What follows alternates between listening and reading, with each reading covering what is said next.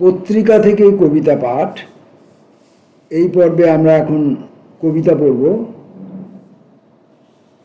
আফিফ ফুয়াদ সম্পাদিত দিবারাত্রির কাব্য পত্রিকার জানুয়ারি, March, April, June 2025-এর 33 বর্ষ প্রথম ও দ্বিতীয় সংখ্যা মিলিত। এখান থেকে এই পত্রিকা থেকে আমরা প্রকাশ ঘোষালের একগুচ্ছ কবিতা পড়ব। প্রকাশ ঘোষালের কবিতা পড়ার আগে আমি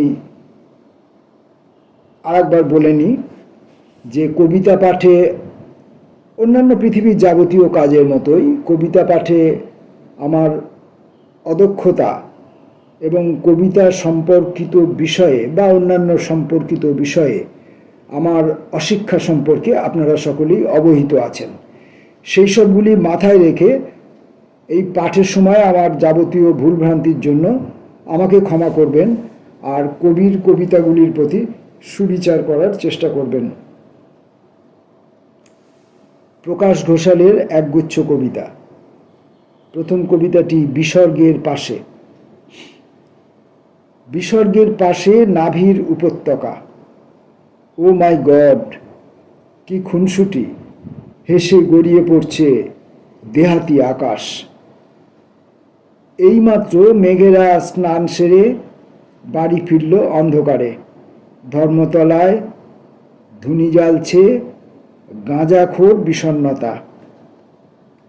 ওহে ইচ্ছে অনিচ্ছের প্রেমিক ও প্রেমিকারা, যদিও দান্দিক উসখুস পরোয়ানা। শতাব্দীর পার্কে ঝিমঝিম শূন্যতা, সুন্দর শূন্যতা, অথচ বহিরঙ্গে ইমন ঠাট কল্যাণ। ওহে ইচ্ছে অনিচ্ছের প্রেমিক ও প্রেমিকারা, যদিও দান্দিক উসখুস পরোয়ানা। শতাব্দীর পার্কে ঝিমঝিম সুন্দর শূন্যতা, অথচ বহিরঙ্গে ইমন ঠাট কল্যাণ। ধ্বনিতে ওম। আবহমান কণার সাঁতার, মহাশূন্যে শক্তি ঘর, কোজাগরী দেহ মহাপয়ার। কয়েকদিন পরেই হয়তো বলয় পেরিয়ে নিরাপত্তা সামাজিক। এই তো আমি ভূগোল সীমায় বসে ভূমিকা লিখছে ভুবনডাঙার মায়া। পৃথিবীর প্রথম ও শেষ পবিত্র সংহিতা। ওই তো গর্ভে একটাই কর্ড, কোয়ান্টাম ছুটছে, ছুটেই চলেছে। বারবার বদলে যাচ্ছে গতিপথ। ঘর থেকে দেশ, দেশ থেকে ধ্বনি, ধ্বনিতে ওম। খাদ্য তালিকা। বিষণ্ণতার ঠোঁট, আলজিবে বুদ্ধং শরণং। দেহের চড়াই উতরাই ভেঙে। কয়েকটা অনিচ্ছা রঙের পাখি শীষ দিতে দিতে উড়ে বসছে কাঁধে। এখন মধ্যবয়সী রাত। প্রাণী বিশারদ দুঃখ এবং দুশ্চিন্তা মুখোমুখি। হাতের তালুতে আঁকা ভবিষ্যৎ। ছুরি ও বন্দুক একই রেখায়, মহাযোগ। মুন্ডুপাত বিষয়ে কথা বলছে। আগামী খাদ্য তালিকায় নিজস্ব দিনকাল, কমার্শিয়াল হাসি আর ঘুম।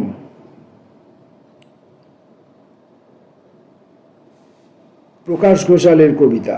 পরবর্তী কবিতা অলৌকিক টেলিফোন। পাতা উনুনের পাশে অকুলান সংসার। দারিদ্র সীমার নিচে আমলজা।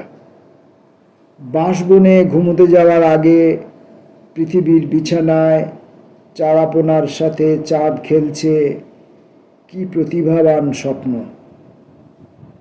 25 কেভি ভোল্ট ছুটছে, করিডোরে বিদ্যুৎ, মেঘবিলাসী মেয়ে, না রঙের রাস্তায় দাঁড়িয়ে, চিবুকে চই চই হাঁস, শান্ত মৃত্যুর কাছে, স্বরবিতান অলৌকিক টেলিফোন বেজেই চলেছে জানালায়, কেউ ধরছে না।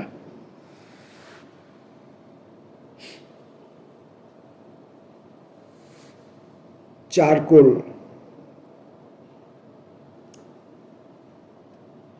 প্রকল্পে চেনা পথ, অথচ দিকভুল। অন্যের জামায় আমি ও আমার ছায়া বেশ ঝুলছে কর্মধারায়। প্রত্যেকের জীব এখন পাশ ফিরে শুয়ে আছে। বিনিময় প্রথা আজও চলছে চোখের নিচে। গতকালের হামাগুড়ি, নাড়ুগোপালের ছায়া ঝাঁপ মারছে খণ্ড খণ্ড কাল।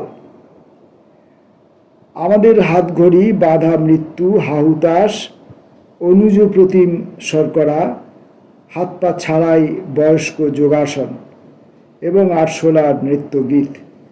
দেখতে দেখতে ডার্ক রুমে ছবি আঁকছে। শূন্য শতক, কয়েকটা দিকপাল চারকোল। উড়ে যাচ্ছে পৃথিবীর অন্তর্বাস।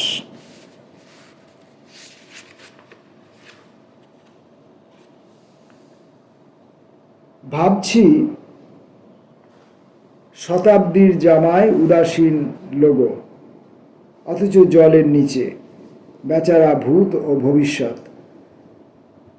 কর্পোরেট মসনদ হাই তুলছে, ক্রেতা ও বিক্রেতার মুখ।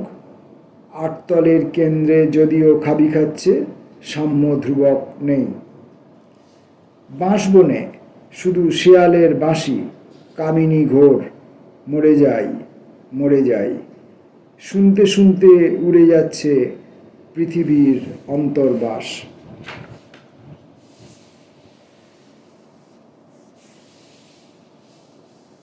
পরের কবিতা ছায়ার নজরানা। A⁴ মগজের বাঁ দিকে মার্জিন, মানে A4 মগজ। A4 মগজের বাঁ দিকে মার্জিন। সংখ্যালঘু ছায়া দ্রাঘিমাংশে দাঁড়িয়ে পথ খুঁজছে হাইফেন। সকাল থেকে সূর্যাস্তের সীমায় নির্বাচিত অক্ষর ধনধান্যে ধনীময়। আকাশ ছোঁয়া ফ্ল্যাটের মধ্যিখানে কয়েকটা অর্কিড জ্যামিতিক রেখায় এখন সপুষ্পক। দোতারা বেজেই চলেছে জানালার ওপারে। স্বপ্নের মূল বিন্দুগামী কথারা শ্বাস টানছে। সেই কবে থেকে উঠানে ধান ঝাড়ছে সমানুপাতিক রোদ।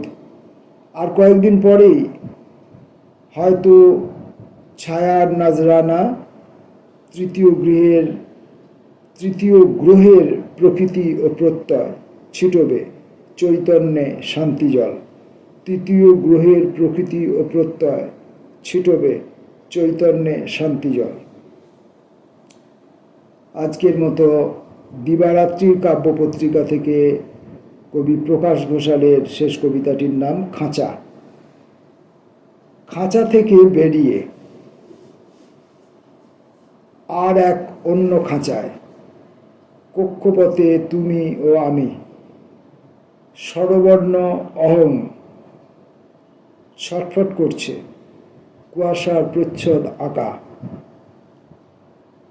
পুঁইমাচার নিচে কয়েকটা স্নিফার শেয়াল।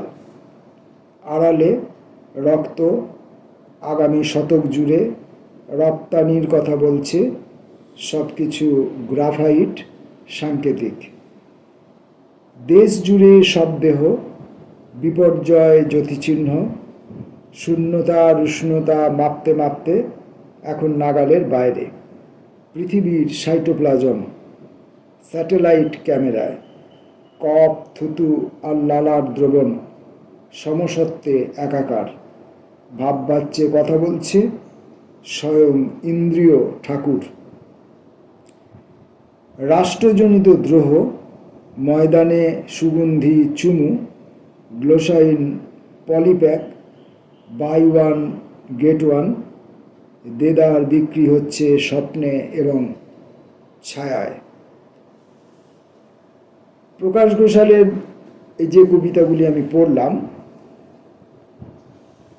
আমার সীমিত বোধ দিয়ে আমি যেটুকু বুঝলাম সেটা হচ্ছে যে এখন যদি চতুর্দিকে তাকান বাংলার দিকে, কলকাতায় বৃহৎ প্রতিষ্ঠানের বা সরকারি প্রতিষ্ঠানের আয়োজিত কবিতা পাঠের অনুষ্ঠানে বা গোটা বাংলায় বিভিন্ন ছোট ছোট কবিতা পাঠের অনুষ্ঠানগুলির দিকে যদি তাকিয়ে দেখেন, দেখবেন সেখানে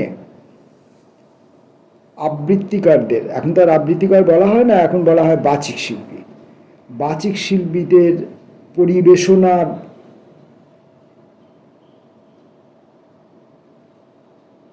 শিল্পবোধে আক্রান্ত হয়ে পড়ছে এই সময়ের মেধহীন আধুনিক সর্বাধুনিক কবিতাও, এবং তাতে কবিরা নিজেরা কৃতজ্ঞ হচ্ছেন, ধন্য হচ্ছেন। প্রকাশ ঘোষাল হয়তো সেটা লক্ষ্য করেছেন, তাই তিনি কবিতার ভেতর থেকে সমস্ত আবেগকে ছেঁটে ফেলার জন্য কবিতার বক্তব্যের মধ্যে মধ্যে বারবার অবিরাম পূর্ণচ্ছেদের ব্যবহার করেছেন। কোথাও যেন কবিতার পরিবেশনকারী আবেগ দিয়ে তার গলাকে, কণ্ঠকে সপ্তমে চড়িয়ে খাদে নামিয়ে একটা কৃত্রিম আবহ সৃষ্টি করতে না পারেন। যে কবিতাগুলি পড়েছি তার মধ্যে অনেকগুলি কবিতার মধ্যেই আবেগের একটা অবকাশ রয়েছে, বাক রীতির মধ্যে একটা দীর্ঘ সময়কালীন একটা স্রোত বয়ে চলার একটা সুযোগ রয়েছে। তার বক্তব্যের মধ্যে একটি বক্তব্য আরেকটি বক্তব্যের মধ্যে ঘনিষ্ঠতম সম্পর্ক রয়েছে, তথাপি তিনি সেই আবেগ, সেই ধারাবাহিকতা এবং সেই সম্পর্কগুলোকে ভেঙে দিয়ে শুধুমাত্র কবিতার ভেতরের মূল বক্তব্যটুকুকে হাতুড়ির ঘা দিয়ে দিয়ে পাঠকের মস্তিষ্কের মধ্যে পুঁতে দিতে চেয়েছেন বলে আমার মনে হচ্ছে। আমি ভুল হলে কবি আমাকে ক্ষমা করবেন। ধন্যবাদ, নমস্কার।